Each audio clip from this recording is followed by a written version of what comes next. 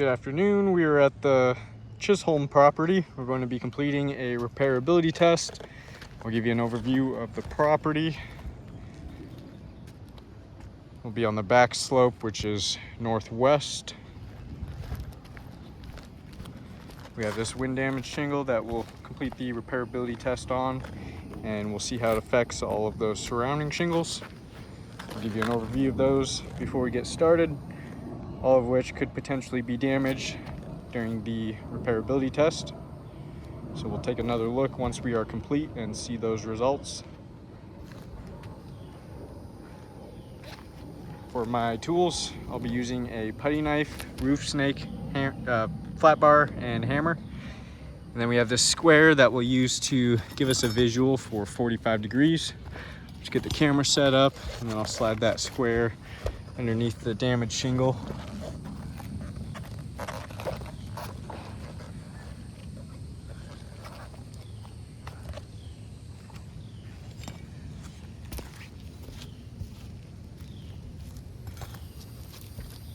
So that'll be 45 degrees there, and any of those shingles will be lifting throughout the repairability test. We'll keep them at 45 degrees or below.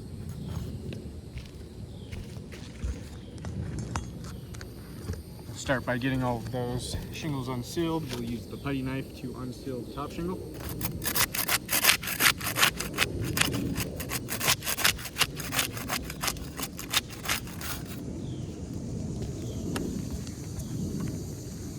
Use the flat bar to unseal the rest of these.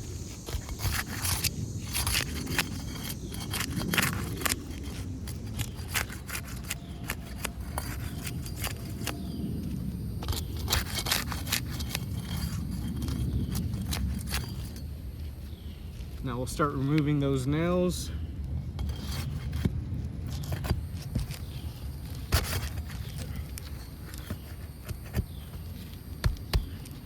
Got a nail pull through this shingle here.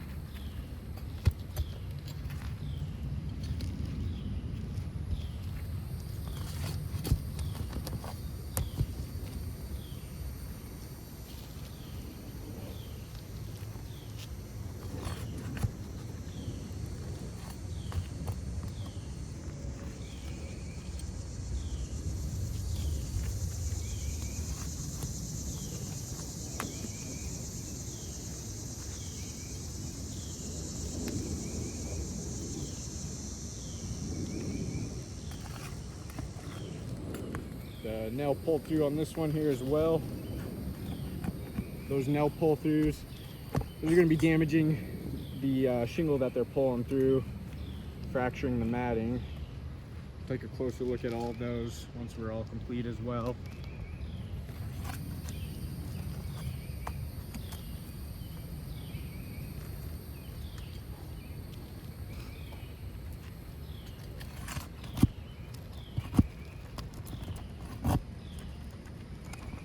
Nail pull through that one.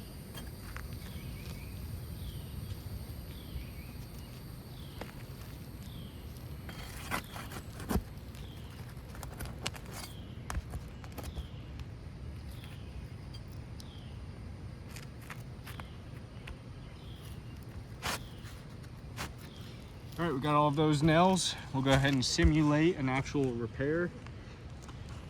To do that, we'll slide the damaged shingle out and we'll slide it back in, doing everything you would, the same as an actual repair. So that'll give us the most accurate results.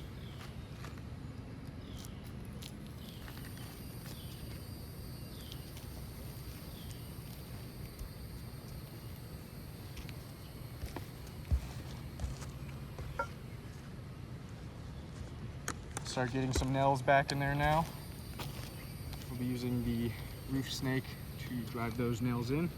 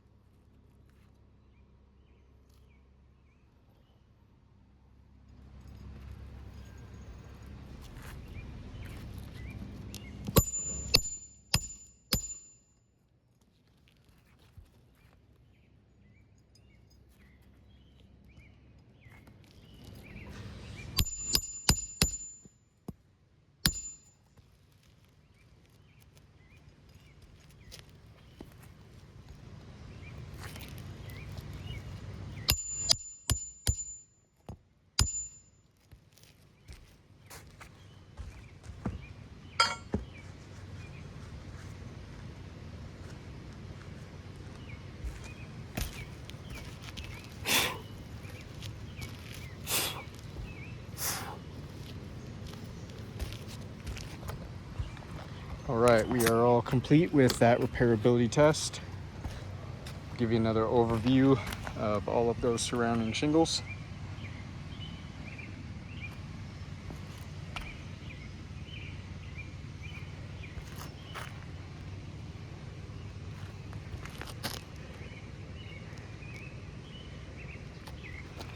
We'll take a closer look at these tabs right above that wind damage shingle. These ones we had to manipulate in order to complete that repairability test. We can see stress fractures that occurred due to the lifting. You can see where the matting was fractured along the top there.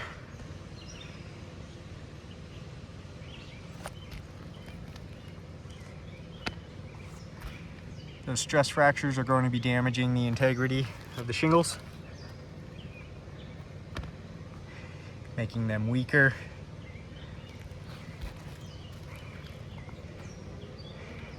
Those stress fractures are going to make it so these shingles are not able to do what they're designed to do as best as they should. They're designed to shed water, and the matting is the main component for that.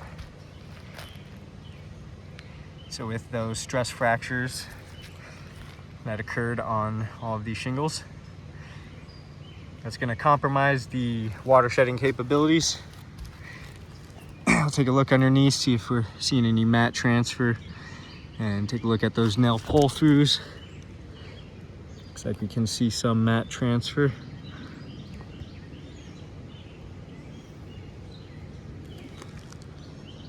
See where those pieces of matting stuck to the bottom of that tab tore off the top of that one. That's shingle 3.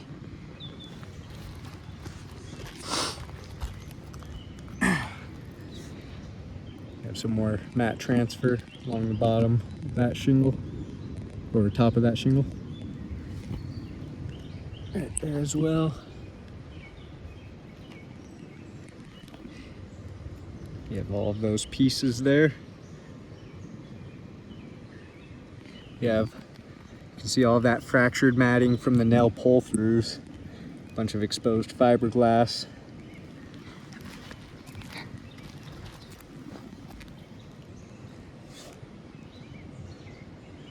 Some more fractured matting from the nail pull-through.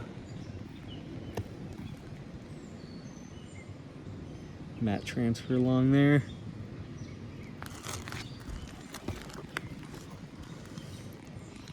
Some more mat transfer. Got some there. And then we got the fractured matting from the nail pull-through. Some more mat transfer. You can see where this piece came from the bottom of that tab. We got some exposed fiberglass there due to that.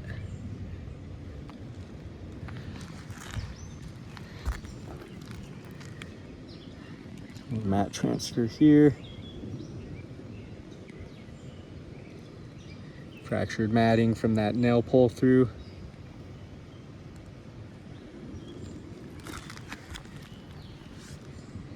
Some more fractured matting from the nail pull through. And then some mat transfer in there.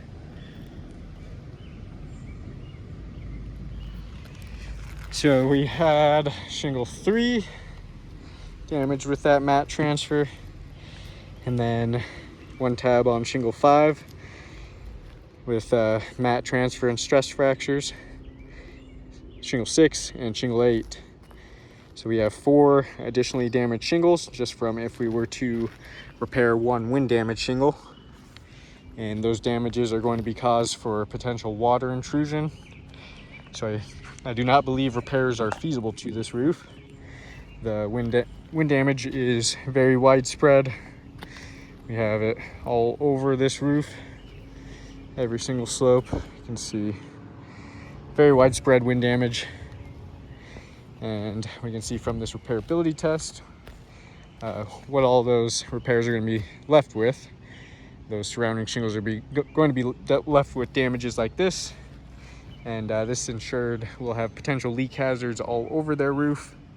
On top of that, they're going to have an additional 4 damaged shingles for every one of those wind damage shingles repaired.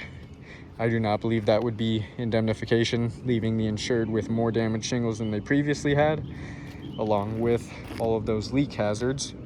So I do not believe this roof is repairable.